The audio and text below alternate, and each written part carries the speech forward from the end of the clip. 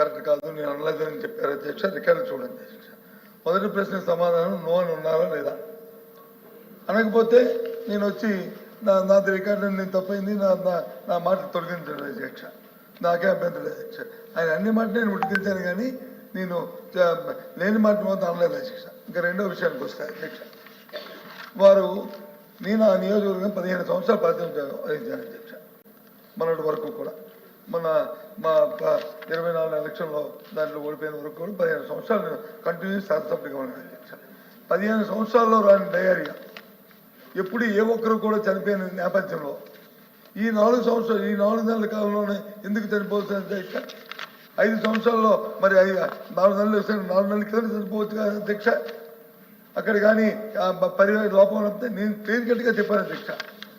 ఏదైతే ఇంకోటి అధ్యక్ష, జిల్లాలో ఎక్కడ లేని విధంగా ప్రతి ఊరికి కూడా ఒక పంపింగ్ స్కీము, ఒక ప్రొటెక్ట్ వార్డ్ స్కీము ప్రతి ఊర్లో ఉంది అధ్యక్ష. ఆ నియోజకవర్గంలో అది గర్వంగా చెప్తున్నాను అధ్యక్ష. అది ఆ కార్యక్రమం ఉన్నప్పుడు దాన్ని పర్యవేక్షణ చేయాలి. ఏది టైం టు టైం దాన్ని క్లోరేషన్ కలుపుకోవడం, టైం టు టైం ఆ పైపులను వచ్చి క్లీన్ చేసుకోవడం, టైం టు టైం చూడడం, అవి ఆ కార్యక్రమం జరగలేదు అధ్యక్ష. ఈ 4 నెలల కాలంలో ఎవరైతే మెయింటెనెన్స్ చేస్తారో ఈ విషయాలు చెప్పడం నాకు ఇష్టం లేదు అధ్యక్ష. అయినా సరే మంత్రి అడిగారు కాబట్టి చెప్తాను. ఆ లోపాలు ఎవరు చేయాలి, ఎవరు చేయకూడదు, ఈ కాంట్రాక్ట్ నాకు కావాలి, ఆ కాంట్రాక్ట్ తొలగించేయాలి, ఆ వర్కర్ని తీసేయాలి, ఆ వర్కర్ని మళ్ళీ కొత్త వాడిని వేసుకోవాలి, వాడి దగ్గర మళ్ళీ 50,000 లక్ష మళ్ళీ వాడి దోచుకోవాలి అని అక్కడ కొట్లాడి జరిగింది అధ్యక్ష. ఈ 4 నెలల కాలంలో వీటికి కారణాలు ఇవ్వ అధ్యక్ష. నేను అసలు అంతవరకు జోలికి పోదలుచుకోలేదు. అయినా వారు అడిగారు కాబట్టి నేను చెప్తున్నాను అధ్యక్ష.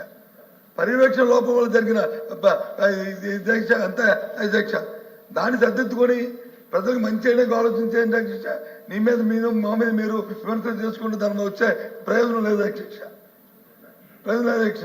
అక్కడ గౌరవ శాసనసభ్యులు వాళ్ళు అడగడం అధ్యక్ష ఎందుకు జరిగిందో చెప్తారు. ఇప్పుడు శాసనసభ్యులు అక్కడ ఉన్న శాసనసభ్యులు మీ శాసనసభ్యులు కదా అధ్యక్ష, వారితో ఒకసారి సమావేశం పెట్టుకుంటే అధ్యక్ష అడగండి అధ్యక్ష, చెప్తారు. ఏ పని ఎందుకు అది జరిగిందో, ఏ కారణం వల్ల జరిగిందో అది తెలుస్తుంది. అంతేగాని పెద్దానికి గత ప్రభుత్వం అంటే గత ప్రభుత్వం ఏం చెప్తే చెప్పండి, ఇందాక చెప్పారు గత ప్రభుత్వం. సరే ప్రభుత్వం మీ చేతిలో ఉంది, అధికారం ఎంక్వైరీ చేయండి, తప్పులు జరిగితే దాన్ని శిక్షించండి. ఎవరు వద్దన్నారు మిమ్మల్ని? మేము అడ్డుపెట్టిన ఆగితే ఎందుకంటే ప్రభుత్వం మీది కాబట్టి. కానీ దయచేసి నేను సూటిగా మంత్రిగారిని అడుగుతున్నాను. గొర్రెల మండలంలో మా అధికారులు వచ్చి ఒకరని చెప్పారు. ముఖ్యమంత్రి గారు రాష్ట్రంలో సమీక్షా సమావేశం జరిగినప్పుడు మీ అధికారులు మీరు కూడా ఆ సమావేశం ఉన్నారు. ఎండమండు అని ఆయన చెప్పారు. ఆ మర్నాడు ఉప ముఖ్యమంత్రి గారు వచ్చారు, ఆయన 10 మందిని చెప్పారు. అక్కడ సమావేశం జరిగిన తర్వాత ఇప్పుడు మీరు సభాముఖంగా 4 అని చెప్తున్నారు. చూడండి అధ్యక్ష, వాస్తవంగా చనిపోయిన వాళ్ళు 202 మంది హాస్పిటల్కి వెళ్తే అక్కడ అడ్మిట్ అయితే వాళ్ళకి వచ్చి సౌకర్యం లేకపోయినా ఆ స్కూల్ అంట అప్పుడు మేము కట్టిన స్కూల్లో ఏవైతే ఆ 4 నెలలు బలలో బెంచీలు బాగున్నాయి కాబట్టి దాని మీద పెట్టి అక్కడ చేస్తే నేను చెప్పాను. ఏమయ్యా విజయనగరం హాస్పిటల్ ఉంది, వైజాగ్ హాస్పిటల్ ఉంది, ఆ పక్కన హాస్పిటల్ ఉంది, అది చేయండి.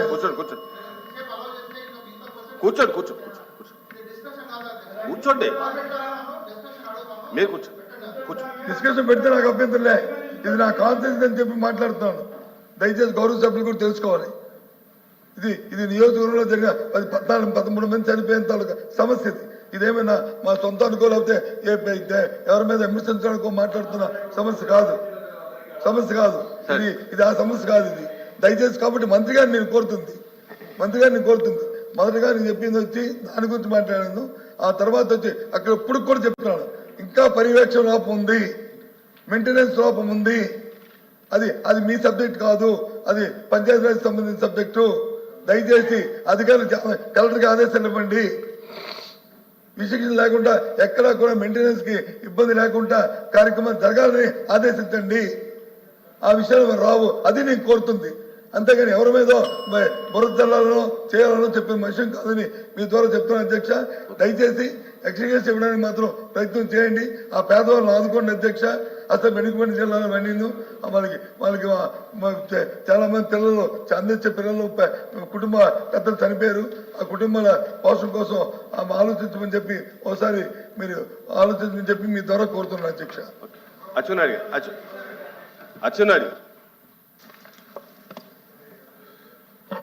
ఉపన్యాసాలు చాలా బాగున్నాయి అధ్యక్ష.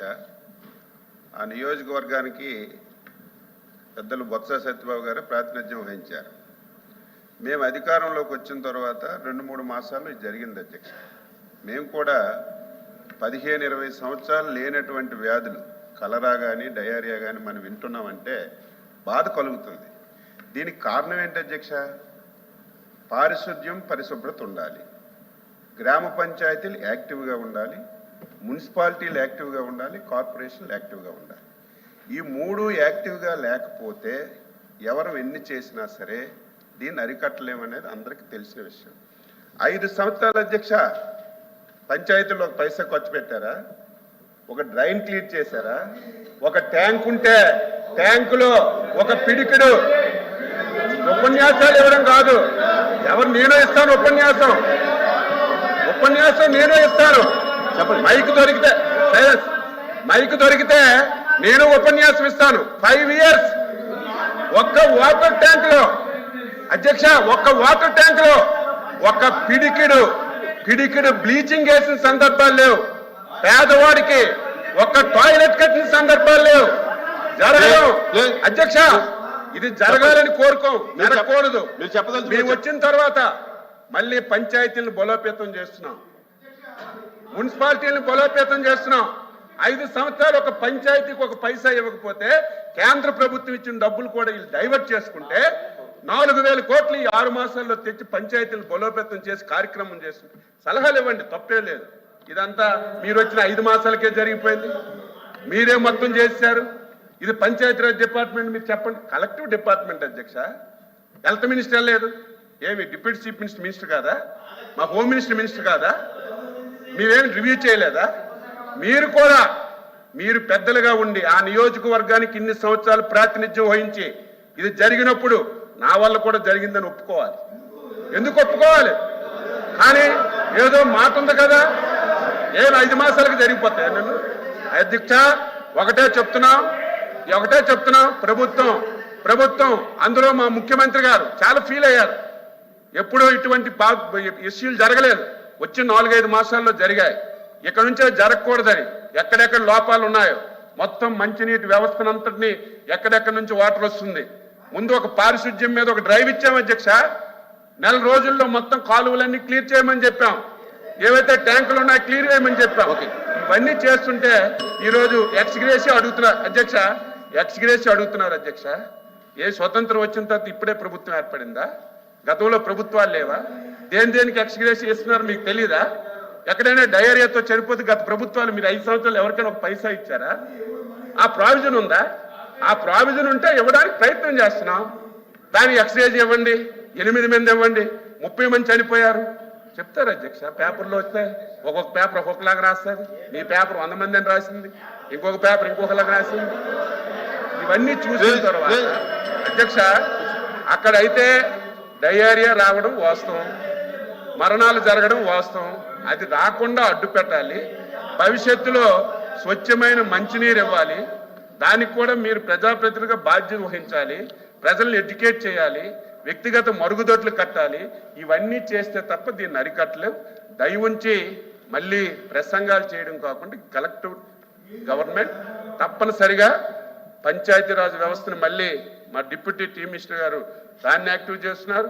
క్లోరినేషన్ చేస్తాం, డ్రైన్లు క్లియర్ చేస్తాం, మంచినీటి వ్యవస్థను చేసి రాకుండా చేయడానికి మేము అన్ని ప్రయత్నాలు చేస్తాం. చిత్తశుద్ధితో పనిచేస్తున్నామని చెప్పి మీ ద్వారా సభ్యులకు తెలియజేస్తున్నాం.